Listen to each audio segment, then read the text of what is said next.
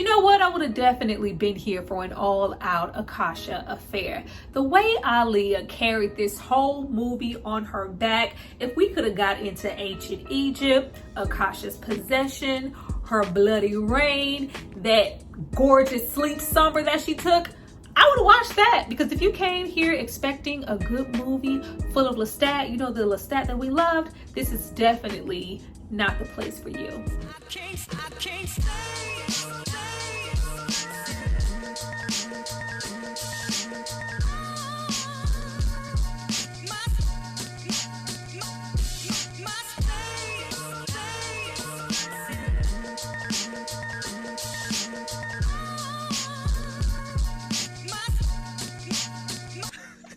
Hi you guys, welcome back to my channel. It's Tyra here with another struggle review, here to discuss Queen of the Damned. Now this movie is from 2002. It stars Stuart Townsend and Aaliyah. Now before we get into all things, where are we?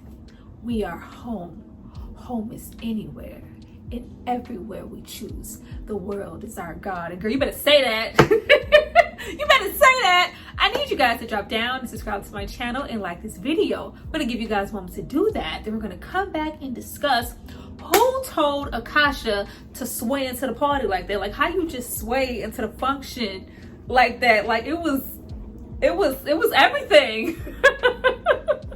She was majestic. Go back.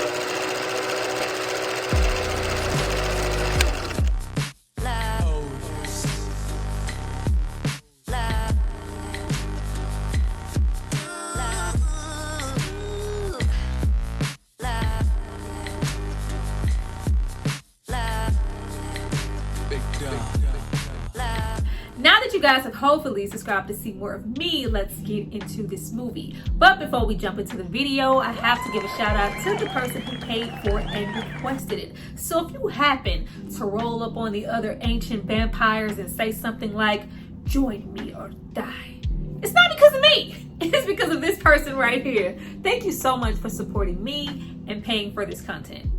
Now, this movie was directed by Michael Rymer, who often now directs television episodes, but I mostly know him for directing this film as well as In Too Deep.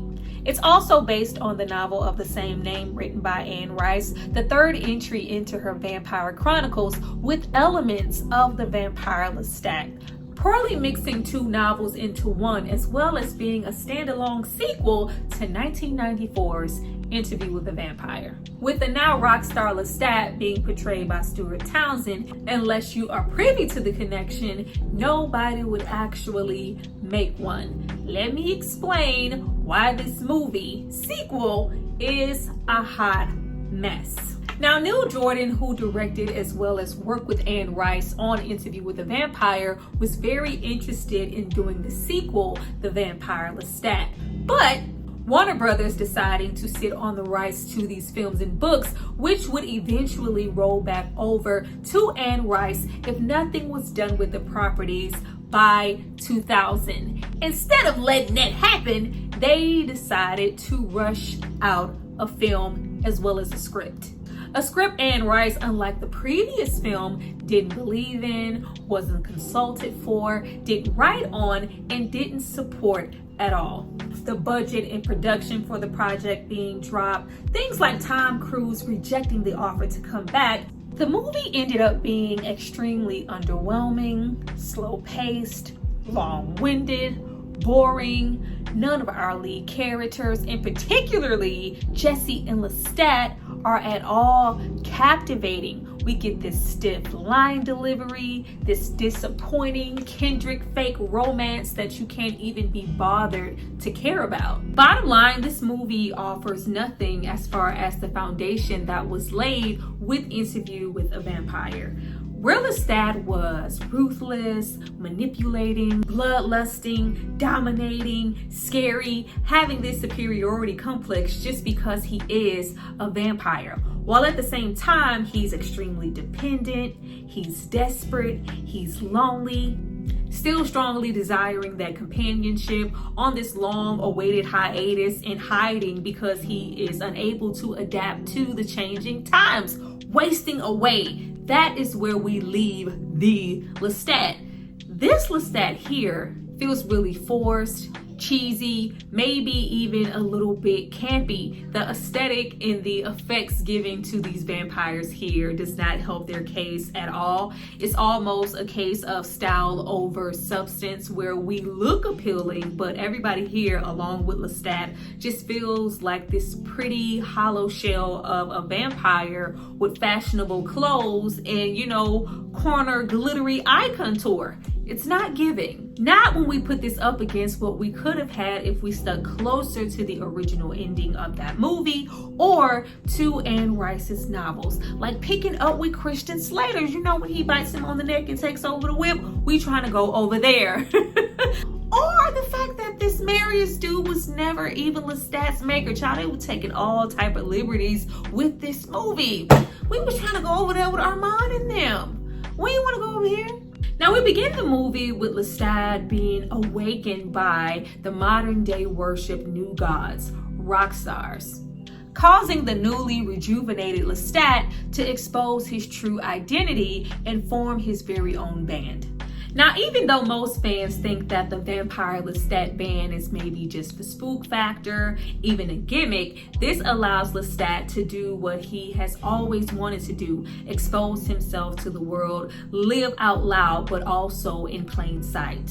He's worshipped, he's wealthy, his face is everywhere, to the point that he doesn't even have to venture out to feed anymore. Lestat's face is everywhere, but per usual, it's never enough for him, always wanting to be exposed and live in his truth, feeling like, as the superior race and others like him, why should we have to hide?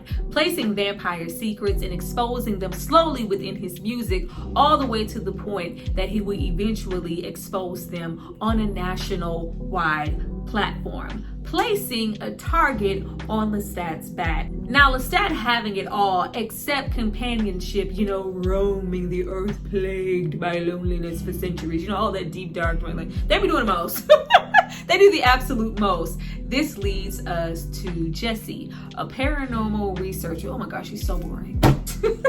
Jessie was boring as hell. Like, I have my little grips with Lestat, but the character of Jessie was just and we spent so much freaking time with her. But finding Lestat's journals and listening to his music, she connects the dots that she feels like he really is a vampire and can't seem to tear herself away from wanting to know more, and told to stay away by her mentor David, because she has this same sense of dread and loneliness as Lestat does, due to her being cast off as a child from who seems to be her only living relative, her aunt Marguerite whatever, who just happens to be an ancient vampire. All right, I want to tell you, they were working overtime to make us care. They were working overtime in this movie to make us care. Similar magnetic flames that were always gonna gravitate to each other, and you know, she's longing so badly to belong. This cat and mouse game of her kind of following, hunting Lestat down. You don't want this, you don't want to be a vampire, you don't know what it means. Meanwhile, she is just dying on the inside. This urgency of companionship that he's had for centuries, that she just happens to have herself. I just did not give a damn. And we get to go see, you know, Lestat being made into a vampire, get into the past, and him never ever having a full-on understanding. Why can't I live out loud and be me and be exposed? Am I not Lestat? Are we not the superior race? Like, I was here for Akasha from the moment that she was just a damn statue. Akasha, Aaliyah, spends 50% of this movie as a freaking statue. What? With so much mystery and allure around this character, it just felt like we left really good material on the cutting room floor. Akasha only sleeping after her king did, never really even being satisfied and wanting to, which is why when she hears Lestat music, it awakens something old in her. It reminds her of who she was back then, and then they have this connection. That, along with Marius, you know, coming to warn Lestat, like, it's just all extremely melancholy. What I can say this movie had going for it outside of Akasha, who we are about to get to in a minute, because that's who we came here to talk about anyway, you know what I mean? The soundtrack. As somebody, especially in that point in time, this is '02, I was 12, really getting into my new metal bag, and I thought Korn was everything. Tool, Slipknot, Disturbed, System of a Down, Incubus. Oh, what a time to be alive. What a time to be alive. Such a good time for new metal. So the fact that Jonathan Davis, lead singer of Korn, did majority of the music for this movie, I thought that was so dope at the time. Wrote majority of the songs, especially the ones that were performed by Lestat in the movie. He was supposed to be there on vocals, but due to some problems with the record label, he could not do that, which led him to get the lead man from bands like Linkin Park, Limp Bizkit, did it all for the Nookie and whatnot, to sing lead vocals on those songs, which was already dope in itself. We also have really great songs like Before I'm Dead by the Kidney Thieves, Down with the Sickness by Disturbed. As soon as David rolls up with the when you hear you supposed to be outside. You supposed to be outside. And man, bam, I need some drums. Out, get up, come on, get down with the sickness. Get up, come on, get down with the sickness. Get up, come on, get down with the sickness. Open up your hate and let it flow into me. Get up, come on, get down with the sickness. You mother, get up, come on, get down with the sickness. You get up. It was bop. It was a whole bop. This was the first time I had ever heard anything by the Deftones. This is when we have that very intimate scene in that pool. It's very intimate and it's bloody and they're biting, and amazing drum solo on that song. Like, I love that song so much, and it introduced me to a band that I continue to listen to throughout my entire life. Now cut to Lestat not caring about anybody's warning, getting into his Death Valley performance in concert where he is just about to unleash all information on all vampires, no matter who is on his head top. This is where we get the awakening, 51 minutes and 36 seconds, because I wrote it down. I wrote it down because I didn't physically just really remember. I was like, it took us this long to get out. Like, what? She is finally here. Akasha awakens via Lestat and feeling that same energy of, I used to be like that too. When I tell you, she was amazing. She was just absolutely amazing. I just recently, like maybe last month, did a review for Romeo Must Die, her very first role in a movie. Aaliyah's growth from Romeo Must Die, I think it goes without saying that she looked beautiful. Like, not even, which is weird to say, like Aaliyah beautiful, like it's just like this ethereal beauty. The whole vampire aesthetic just complemented her so well, and for her to be the mother of all vampires in this ancient being, this aesthetic on her, it was just like laying on her body like paint. She looked gorgeous and she was glowing. Everything just enhanced her own natural beauty so much. But outside of her illuminating off of our TV screens, as well as this look becoming a Halloween staple, because why not, she had a lot to do with a small amount of screen time. We're not even going to get into the fact that she comes along and revitalizes this very much so dry movie. But even though she is gorgeous, with a role like this one, she could not just rest on that. She had to be enchanted, majestic, ethereal, primitive, otherworldly. She is supposed to be pretty much the oldest living vampire. And she absolutely bodied it. We couldn't come here and I'm sending him a 4-page. We couldn't come here and do one of them.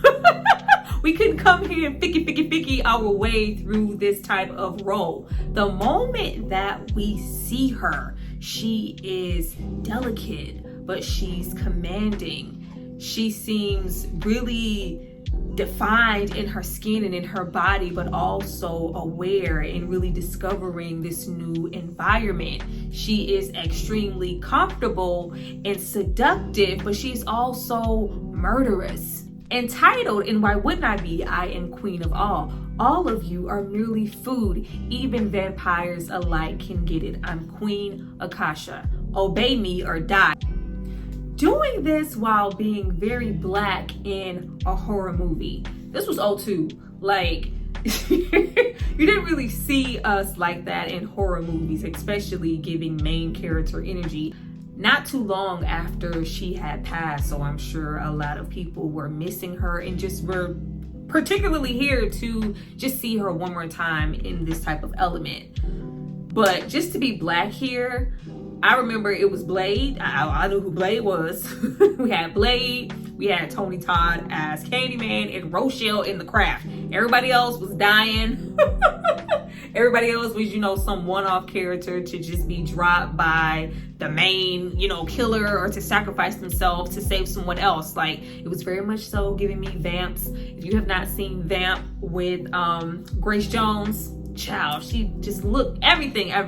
Now that movie is that movie, but Grace Jones is Grace Jones. Like, just that main black female vampire energy. Have this presence about herself while maintaining a whole accent, and was really, per usual, looking forward to seeing so much more of what she could do if she had time to progress and get more roles and really push herself with her acting bag. Once we get to that concert and those enemies decide to attack Lestat, by this time we've seen Akasha step through the flames and snatch out hearts and all of this good stuff, and it's just like, finally something is happening. Finally, like, she's here, something is happening, and it just, I know you, Lestat, and I know you crave to have the world at your feet, spoken like a true king, like we are home. Like, I was like, girl, go off. Go absolutely off. Pushing through something like a love scene, staking her claim, making what she wants to be known, promising Lestat pretty much everything he thought he wanted as far as ruling the world with an iron fist, eating and sucking on whomever he chooses, and just a finally moment for Akasha in Lestat's mind. I'm here to be everything that you wanted, everything you always felt you needed in a companion, as well as give you what I feel like you most desire, having the world at your feet, having complete admiration and dominion over vampires and humans alike, sucking the world dry. If you're not with it, rolling with it, they will all get rolled over. Is this not what you want, Lestat? I made you stronger then with my blood, and I'm making you even stronger now, to the point that you could withstand sunlight. We will be invincible and rule with an iron fist. But is this really what Lestat wanted? Before we get the answer to that, we have to spend more time with Jessie and her Aunt Marie. Like, we spend time with them to learn more about Jessie and why she is just so here with the likes of Lestat, why the aunt sent her away, why she values human life as well as, you know, the vampire lineage. These are things that we need to protect. We need to keep things the way that they are, not let the likes of Akasha run rampant, controlling, destroying vampire lives as well as human lives. Let's coexist. Let's not conquer. Let's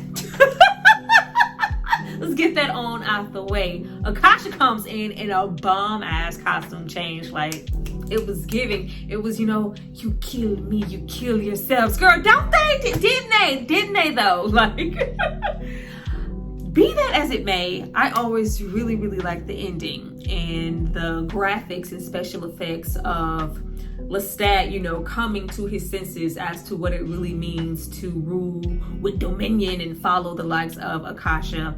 The whole thing with the last breath, or, you know, she took in her last breath, I really didn't feel like the movie really explained that well enough as to how Akasha was created and why it was so important for, we don't want Akasha here, but we don't want the entire vampire race to disintegrate either.